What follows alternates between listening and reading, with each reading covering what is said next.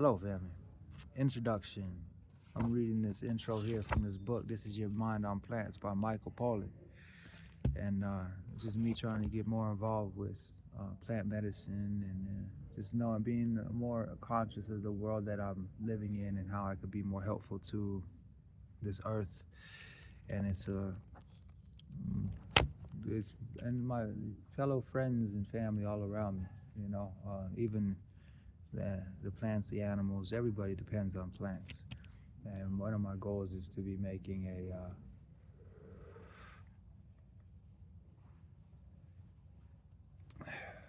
it's an indigenous, what do you call it? Indigenous culinary, It's not enough. We don't know, a lot of us don't know where our food comes from, that these sacred elements that connect us all we're a walking part of this creation. Our sacred elements, all four directions, yeah. The water, the air, the fire, this earth. They create so much beauty and abundance. There's magic in this food, the magic within you and I, and everything that we have. So everything that we depend on, I know that these clothes, this wall is all around me, this seat that I'm sitting on, it all comes from this Mother Nature, yeah? It's very important that we understand this and we respect this. So this world is getting better because we're becoming more educated and informed. It's not getting better because of policies. It's because we're becoming more conscious. It's not getting better because of war. It's getting better because we're becoming more peaceful and more integrated.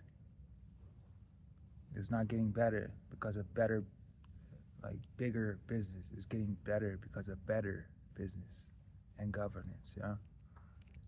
It's getting better and it's getting nicer, cleaner, more peaceful. Because peace is a byproduct of doing all these very, very, very sound business practices. That means your business comes from this earth. I bet you your business is dependent on this earth. Oh, maybe I don't bet you. I'll retract that statement.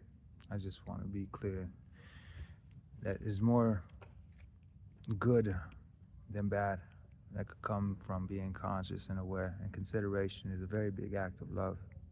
And I'm doing my very best to consider how I could be helpful and productive and create places of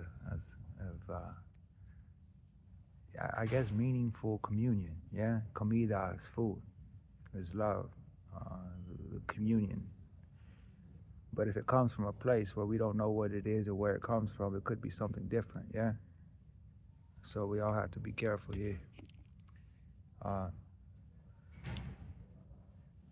Just to be, I don't say conscious here. That's all. And to me, I see a place like Singapore without these extra surveillance of everything. We could be like Singapore with these plants all over these walls and these animals in these zoos actually walking around the city park with us and not being afraid of one another because we don't smell like a predator, because we're not. We don't put off pheromones of predatory people or things or entities because we're peaceful and we don't eat our fellow friends, and we try to be mindful. We only give what's taken, and all this learning to live like that. I'm not perfect at it, and I don't know, so I don't claim to, but I know it would be helpful because just incorporating in my life, it has helped me a lot, but it's also separated me a lot from old way of I used to be to a new way of I am. And I enjoy that process. And so I'm here trying to, learn how I could learn about all this varieties of plants and species for indigenous culinary and mix it with indigeneity and some French cuisine and these fine institutions that we have, instead of using, one thing I learned, and in the spiritual realm, and I've been instructed that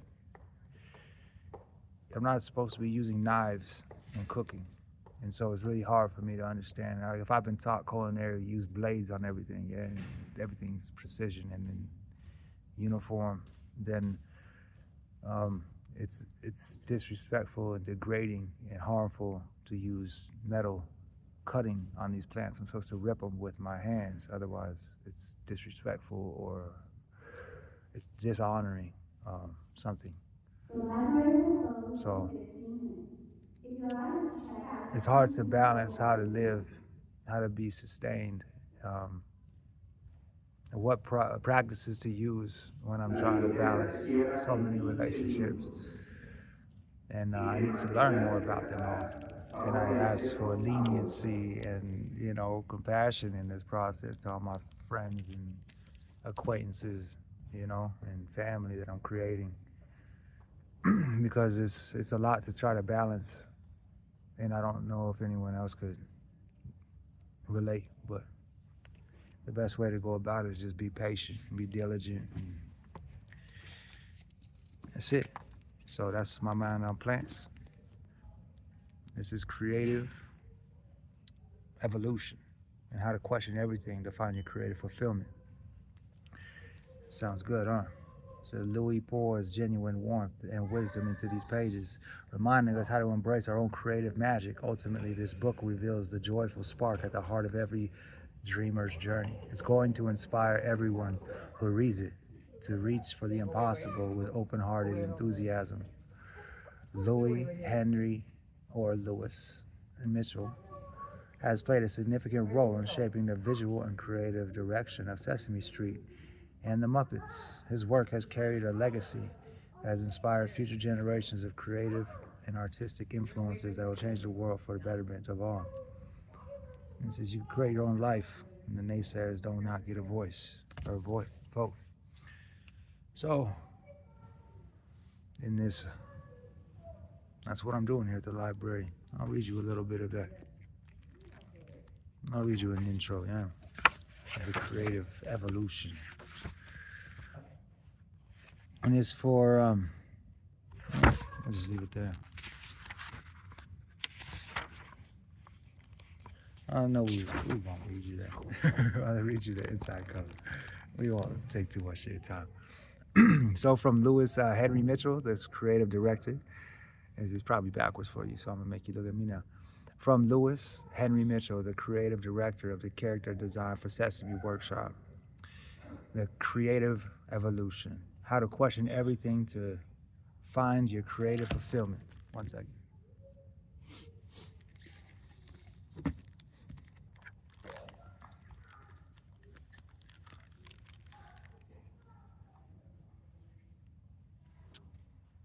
It's here to help you discover your creative gifts. Let me start this over. From Louis Henry Mitchell, this creative director of character design for Sesame Workshop. Creative evolution, how to question everything to free your creative fulfillment.